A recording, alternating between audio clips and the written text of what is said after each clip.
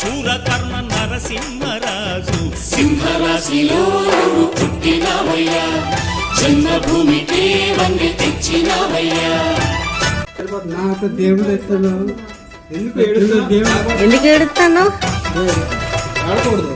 పేదలంటే ప్రాణమిచ్చే మన అన్నరాజు, మన్ను నిన్ను కన్న గొప్ప మనసున్నరాజు. పేదోళ్ళ బతుకుల్లో పండగ నీవు, నూరేళ్ళు చల్లగా ఉండాలి నీవు. బ్రతుకు